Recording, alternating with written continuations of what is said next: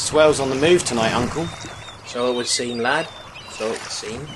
The wind's picking up quite a treat. That's right. Sky's as fresh as a daisy. She might turn, but I'd bet my mother. It's going to be a fine evening. Well, how did you know that? Experience, young Tom. Experience. I haven't spent 24 years on this lighthouse and learned nothing. Those trawlers, they look like they're going to get brought in by the tide tonight. Do you want me to light up the lamp this evening? High tide's at 5 and 20 past. Better get the blinds ready. Now listen, you clean those mirrors like I asked you to yesterday. Half done, Governor. Well, you better get the other half done, hadn't you? This is all becoming a bit too regular for my liking. We had 2 trawlers bump up against the far side of Blackgang Chine last week. One of them was Lord Tance, and he wasn't best pleased with me. I know, he was threatening to call the constable, Uncle. Yeah, well, he can threaten away until he gets his own way, can't he? Tell you what, how about I give you a hand, lad? Wouldn't want the bobbies on me back just yet, would we? And I'll cook dinner. How's that sound? Sounds jolly good to me, Uncle.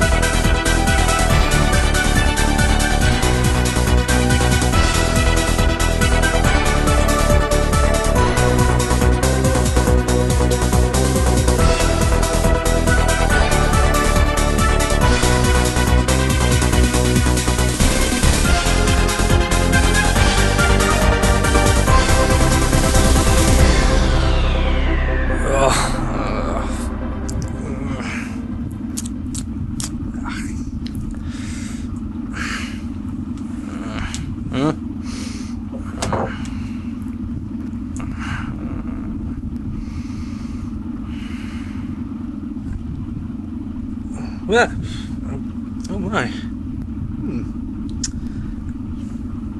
Thinner face.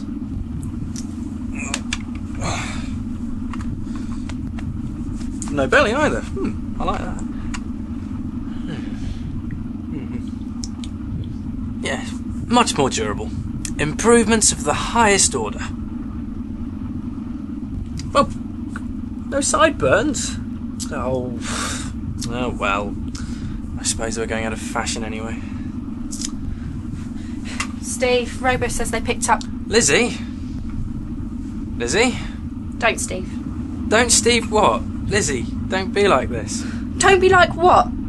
You've changed. It's not a personality thing. It might be alright for you, Mellostones, but I just can't adjust. Oh, right for me?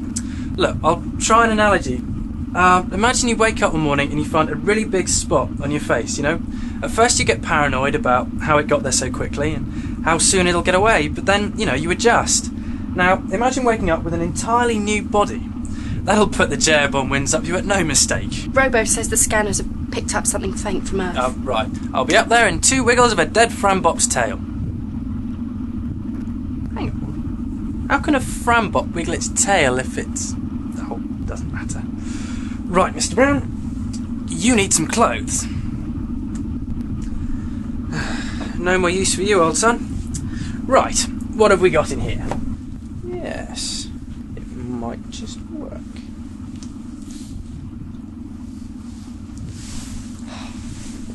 Perfect. Maybe a bit hot for this old fellow at the moment, though. Yes. Ah.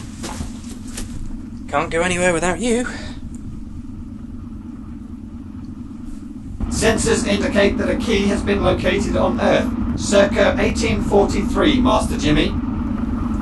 Nice one, Robo. Is he feeling any better? Steve, is he feeling better? You spoke to him, right? What? Yeah. Sorry, how did you know he was okay? Heard you two shouting. Oh, it's nothing he's done, Jimmy. I just can't adapt to him. He's a completely different person on the outside, but he's still my brother on the inside. It's like talking to two different people at the same time in my head. Sometimes if I close my eyes, I can still see him. Still see whom? You? Me? Why would you want to shut your eyes to see me? I'm right here, aren't I? Well, I'm not dead yet. That raw beater had a pretty good go at me, mind you, but hey, good job I had a spare in the boot, eh? I need some space. Lizzie! Steve, wait, yeah? Just leave her, she needs some time. Time, space. You know, anyone would think we were unable to cater for all those things here. Whew, you know, I think I've got a bit of a head coming on, Jimmy. Had the most bizarre dream last night. Unimaginable. I had to been sent on this weird mission to collect a set of keys. Yeah. I don't know, maybe I was a jailer in a previous life, or possibly a caretaker. Yeah. And that's not the half of it. The keys were scattered through time, and we had to collect them all and bring them back to Rhubarb. That's right. What? Yeah, Robo reckons there's a key on Earth or something. 1840, something or other. So it wasn't a dream? Oh well. Set coordinates, Robo. We're off on a treasure hunt.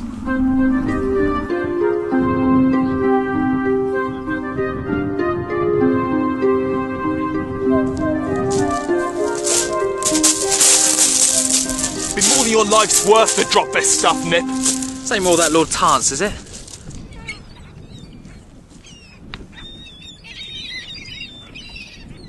The very same, Sam, my boy. It was such a shame to see such a wealth of goods, such as valuables and historical items, fall into Davy Jones's locker. Yeah, and all those other buggers Captain plaguing. My old man reckons this last month has seen the most accidents ever. He says he ain't seen nothing like it in his life. Could have made a daisy chain, and your old man would have noticed it in his life. It's a credit to you, Captain, that you're doing such a good service of retaining all Lord Tance items to him. For a price, dear boy. Yeah, but at what price, Captain?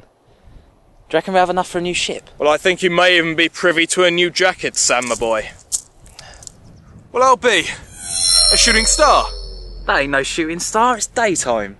I've seen shooting stars before. I don't like this. No one's asking you to like it. Just get the card and let's get moving.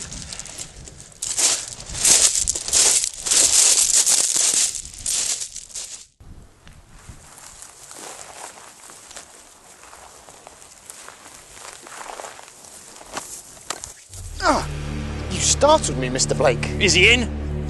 What, Uncle Barney? He's gone to get some paraffin. You think there's going to be a big fog tonight? Fog, eh? Yeah. Will you tell your Uncle Barney that I'll be back later? And if he's not in when I return, then I'll have little more than you and God in his life once I've finished burning this place down to the ground. Yes, that'll help the ships see the rocks when this is up in flames, won't it? Do I make myself clear, boy? Clear as crystal. Good day to you, Tom. And you.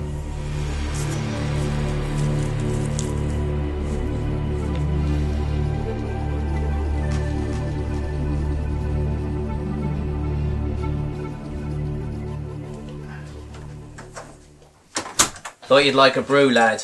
It's hard work what you're doing. Blakey's been looking for you, Uncle Barney. Is he here? No.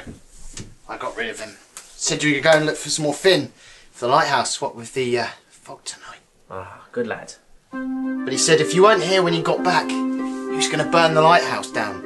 I think he really meant it. You drink your tea, Tom. I'll take care of that. Ah, the sea. With a ferret in my hand and a zebra by my side, I go dancing round the rings of Saturn. Ah, enjoying the company of a good wine and supping from the haystack I love. Is he alright, Lizzie? Don't ask me, Jimmy. How should I know? For all we know, he could be an imposter pretending to be Stephen.